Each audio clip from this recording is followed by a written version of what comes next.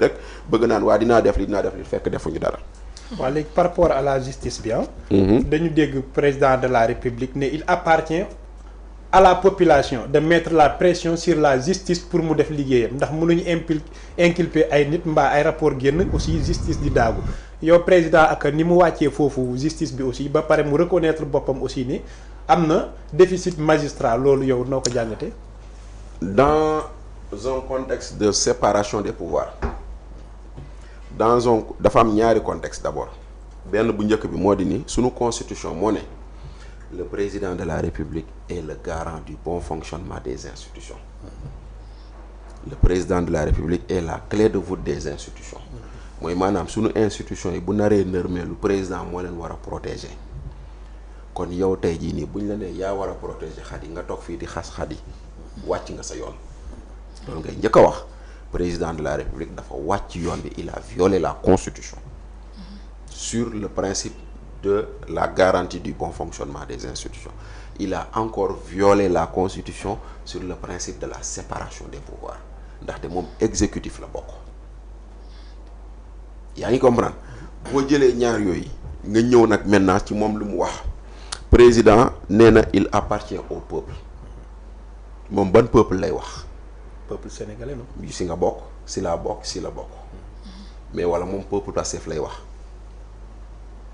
parce que man keroog boobu noonu j'ai regardé l'émission et je me suis rendu compte que on n'avait pas un président qui parlait mais on avait un militant de Pastef qui parlait. Très important pourtant li nga wax.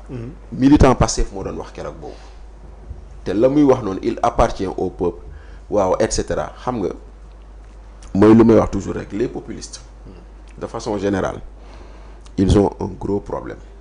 C'est toujours vouloir opposer les uns aux autres. C'est toujours vouloir dire ñii ñoo baax ñii ñoo bon ñii ñoo jub ñii ñoo dëng ñii ñoo sàcc ñii ñoo sàccul seen discours yëpp foofu la tegee waaw gis nga épingler quelqu'un sur un rapport ne veut pas dire qu'il a commis des fautes loolu nit ñi dañ koy fàtte parce que rapport bi mën na ñëw mu ne Cheikh lii nuñ ko gérer baaxul ça ne veut pas dire que Cheikh daa sàcc de. Mais dafa ne après lan moo am solo ci rapport bi mooy quelle recommandation on donne après le constat qui a été fait que lii baaxul da ngay gis ñoo xam ne après dañ la naan bon à l'avenir moytu leen lii à l'avenir def leen lii et cetera donc gis nga. mais am na ñoo xam ne dañ jàpp waaye il est épinglé par un rapport non fu mu toll nii diw sàcc na justice rek moo ko mën a wax gis ngeen kaa laaj jóg. lu ñu ko doon toppee. corruption. Extorsion de fonds, détournement de deniers publics. N'est-ce pas? Mais ba ñu demee chambre d'accusation pôle financier lan la chambre bi wax chambre bi lu wax dafa bëri de chambre bi nee na benn les fonds présumés détournés et extorqués ne résultent que de la seule déclaration de monsieur Mohamed Diène mooy lu ñu doon wax man ma toog maag yow ñu ne dañoo nekk ci deal nga génn nga ne Bachir jox naa ko 20 millions ñu jàpp Bachir tëj te indiwoo benn firnde bi wane ni man jox nga ma 20 millions donc on a mis Lat Diop en prison sur le simple fait que quelqu'un a dit maa ko ger et pourtant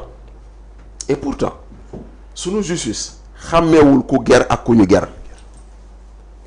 bu doon système américain la mën nañ ne man ak Khady ñoo deal ok léegi Khady pour faire tomber Bachir je te propose l'immunité en contrepartie nga yoole Bachir mais sunu système amul loolu celui qui a corrompu et celui qui est corrompu yéen a bokk àtte. sont sur la même pied d'égalité. Voilà donc maintenant comment se fait-il qu'on nous dise aujourd'hui que celui qui a été accusé de corruption est en prison et celui qui dit avoir corrompu est libre loolu la justice bi wax de parce que li chambre d'accusation mooy wax mu ne beneen bi seuls 15 millions ont pu être retracés alors qu'on parlait de milliards de 3 milliards de milliards lañ doon tudd ci Lat Diop. Le montagne donc a accouché d'une toute petite souris. La montagne a accouché d'une toute petite souris. janax bu tuuti boo xam ne may ne li walax jaan sax ñu ne la beneen bi la double qualification retenue extorsion de fonds et détournement apparaît difficilement soutenable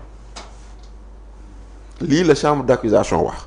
texte mu ne environ 7 mois d'enquête d'instruction aucune preuve tangible et solide n'a pu être apportée à l'accusation mooy ñii procureur moo ko tëj. te procureur xam nga ni Ousmane Sonko la fi nekkal. procureur bi ko tëj juróom-ñaari weer ñu ngi enquête gisuñu lu ñu mën a toppee Lat Diop. waaw léegi lu tax mu déposé foofu 6 kii te ba tey amagul liberté provisoire. léegi nag après si la chambre d'accusation ne le maintien de Lat Diop en détention ne saurait être justifié par l'attente de l'exécution de la commission rogatoire xam nga ñoom dañoo wër Sénégal ba mu daj gisuñu dara. ñu ne dañuy def commission rogatoire mooy maanaam dañuy dem wëri bitim réew. ñu xool léegi juge chambre d'accusation nee nañ ñoom Lat Diop waruñu koo téye kaso parce que ñu ngi dem wëri bitim réew te xamuñu lu ñuy wëri ndax dinañ ko gis wala duñ ko gis moo tax ñoom ñu ne nañu may Lat Diop liberté provisoire avec bracelet électronique kon tey jii nii xoolal nit koo xam ne juróom-ñaari weer yaa ngi ko téye kaso juróom-ñaari weer yaa ngi yàq deram fu ne ñu ne sàcc la fu ne ñu ne lii la ñu teg procédure ci yoon ñu ñëw ba fii la montagne a accouché d'une souris gàcceel sunu justice mooy lii gàcceel sunu justice mooy topp nit ci loo xam ne amul ci benn firnde léegi nag si lii la mu mel nii le président de la république bëgg ñu ñuy def pression lii kay warul am pression bii kay pression bu war mooy la sénégalais yi xam ni nit kenn waru ko tëj kaso lu dul dañoo am firnde yu wóor te malheureusement boo xoolee situation Lat Diop man dama ko doon wax man dama daan toog naan leen je ne saurais comprendre que kii ne maa corrompre mu ngi ci biti kii ñu corrompre mu ngi ci biir dañuy jàppandoo ñaar ñëpp tëj wala ñu bàyyindoo ñaar ñëpp man loolu laa doon mës a wax te tey jii nii ba ñu demee ba chambre d'accusation loolu la chambre d'accusation wax parce que chambre d'accusation si biir pôle financier bi la bokk ñoom gisuñu lu tax ñu war a mën a maintenir Lat en prison ça fait 7 mois qu'il est en prison kon nag bu fekkente ne dañuy enquête te enquête paregul nañ ko bàyyi mu gën toog këram liberté provisoire mu dem xaar ndax commission rogatoire day gis mais daal moom lu wóor ba wóor Sénégal fii ba ñu wëree ba wër 15 millions sur lu ñu doon tudd ay milliards 15 millions la ñu gis loo xam ne